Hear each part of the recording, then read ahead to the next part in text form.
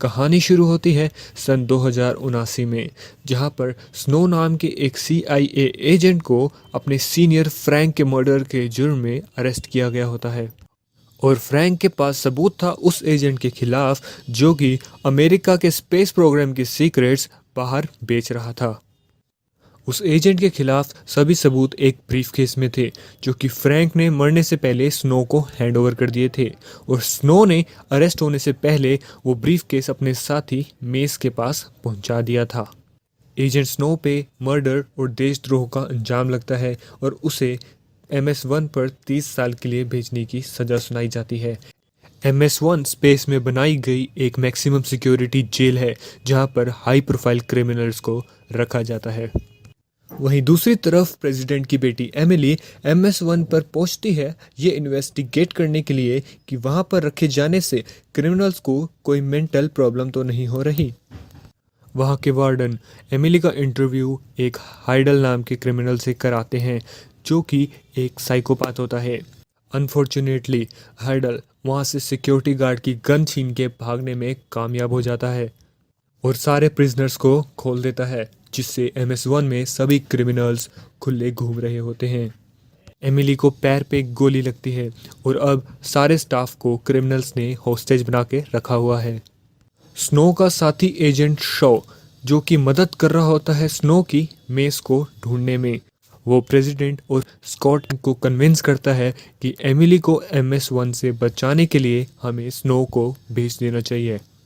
तो Scott snow के आगे एक ऑफर रखता है कि अगर वो प्रेसिडेंट की बेटी को बचा लाता है तो उसकी सज़ा माफ़ कर दी जाएगी और उस पे लगे सारे चार्जेस हटा दिए जाएंगे। शुरू में स्नो वहाँ जाने के लिए मना कर देता है, पर जब शो बताता है कि मेस MS-1 पर है तो वो तुरंत मान जाता है ताकि वो अपनी बेगुनाही का सबूत ला सके। MS-1 पर हेडल का भाई एलेक्स सारे क्रिमिनल्स को लीड कर रहा होता है। सीक्रेट सर्विस के एजेंट स्कॉट किसी तरह एलेक्स को कन्विंस करते हैं कि वो कोई होस्टेज छोड़ दे और वो एमिली हो, लेकिन एंड मोमेंट पे हेडल मना कर देता है। ID कार्ड से एलेक्स को पता चलता है कि एमिली प्रेसिडेंट की बेटी है। सारे होस्टेज के साथ एमिली को एक रूम में रख दिया जाता है, लेकिन वहाँ से एमिली अपने बॉडीगार्ड के साथ भागने में कामयाब होती है और वो एक रूम में अपने आप को लॉक कर लेते हैं।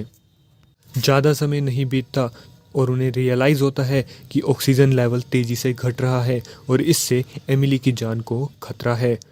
ऑक्सीजन का इस्तेमाल कम हो इसलिए बॉडीगार्ड अपने आप को गोली मार लेता है ताकि एमिली कुछ और समय तक जिंदा रह सके। वहीं दूसरी तरफ स्नो MS-1 में एंट्री ले चुका होता है और एमिली को बचाने उस रूम की तरफ दौड़ता है। जब वो एमिली के पास पहुंचता है तो वो बेहोश होती है। वो एमिली को मेडिकल ट्रीटमेंट देता है और होश में लाता है। अब स्नो को मेस को ढूंढना था, तो एमिली और स्नो ने क्रिमिनल्स के कपड़े पहने और क्रिमिनल्स के बीच में मेस को ढूंढने गए। उन्हें मेस मिल जाता है, लेकिन मेस की दिमागी हालत ठीक नहीं होती। वो कुछ भी बड़बड़ा रहा होता है जिन शब्दों का कुछ मतलब नहीं निकलता।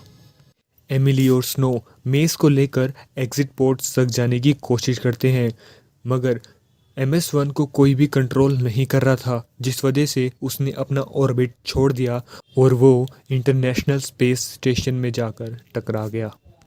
टकराव की वजह से जहाँ पर मेस था वहाँ पर छेद हो जाता है और वो मर जाता है।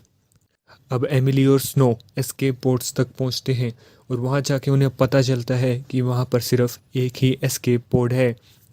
स्नो समझ जाता है कि उसे वहाँ मरने के लिए भेजा गया है। वो किसी तरीके से एमिली को कन्विंस करता है और पोड में बिठा देता है, लेकिन एमिली एस्केप पोड को खाली लॉन्च कर देती है। जब स्नो ने एमिली से पूछा कि तुमने ऐसा क्यों किया, तो एमिली ने कहा कि मैं बाकी होस्टेजेस को छोड़कर नहीं जा सकती, मुझे उनकी भी जान बचानी होगी। अब हेडल कम्युनिकेट करता है एमिली और स्नो से कि अगर तुमने अपनी लोकेशन नहीं बताई तो मैं इन होस्टेजेस को मार दूंगा। एमिली होस्टेजेस को बचाने के लिए अपनी लोकेशन बता देती है, लेकिन फिर भी हेडल उन होस्टेजेस को मार देता है। वहीं एमिली और स्नो को ये पता चलता है कि MS-1 पर क्रिमिनल्स को इल्लीगल एक्सपेरिमेंट्स के लिए इस्तेमाल किया जाता है। MS-1 अपना ऑर्बिट छोड़ चुका है और वो तेजी से धरती की तरफ बढ़ रहा है। एलेक्स एमिली और स्नो को ढूंढ लेता है और एमिली को अपने साथ ले जाता है और स्नो को वहीं मरने के लिए छोड़ देता है। पर जैसे ही एलेक्स कैबिन में पहुंचता है तो उसे पता चलता है कि हेडल ने सभी होस्टेजेस को मार दिया है। एलेक्स प्रेसिडेंट को धमकी देता है कि अगर तुम्हें अपनी बेटी सही सलामत चाहिए तो हम सभी क्रिमिनल्स को सेफली बचा लिया जाए। वहीं MS-1 पर हेडल एमिली के साथ ज़बरदस्ती करने की कोशिश करता है तो एलेक्स और हेडल के बीच में झड़प हो जाती है, जिसमें हेडल एलेक्स को मार देता है। सीक्रेट सर्विस डायरेक्टर स्कॉट का कहना था कि सारे हॉस्टेजेस मर चुके हैं, सिर्फ एक प्रेसिडेंट की बेटी बची है, तो हमें MS-1 को सभी क्रिमिनल के साथ उड़ा देना चाहिए। लेकिन प्रेसिडेंट इस बात से बिल्कुल भी सहमत नहीं थे। लेकिन एक कानून के तहत सीक्रेट सर्विस के डायरेक्टर स्कॉट के पास ये राइट था कि वो प्रेसिडेंट की पावर्स ले सकता है, तो उसने उसका इस्तेमाल करते हुए MS-1 पर बॉम्ब प्लांट कर दिया। वहीं दूसरी तरफ हेडल एमिली को मारने की कोशिश करता है, लेकिन एंड मौके पे स्नो वहां पहुंच जाता है और एमिली को बचा लेता है। अब एमिली और स्नो स्पेस सूट्स लेकर MS-1 से जंप करते हैं धरती की तरफ, जहाँ पर वो न्यूयॉर्क सिटी में लैंड करते हैं और वहाँ पर स्नो को अरेस्ट कर लिया जाता है। कुछ समय बाद एमिली को ये रियलाइज़ होता है कि जो मेस बड़बड़ा रहा था वो असल में ब्रीफकेस की लोकेशन थी और एमिली उस ब्रीफकेस तक पहुँच जाती है। और यह भी पता चलता है कि स्नो ने फ्रैंक का मर्डर नहीं किया, जबकि वो किसी और असैसिन को मार रहा था जो कि फ्रैंक पे गोली चला रहा था। अब स्नो वो ब्रीफकेस हैरी शॉ के आगे रखता है, जिसे शॉ बड़े आसानी से खोल लेता है।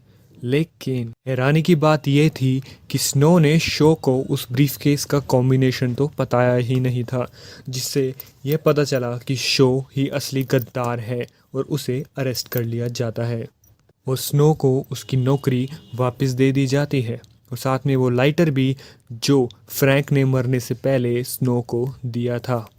उस लाइटर में स्नो को एक मेमोरी कार्ड मिलता है जिसमें सारे असली सीक्रेट्स छुपे होते हैं।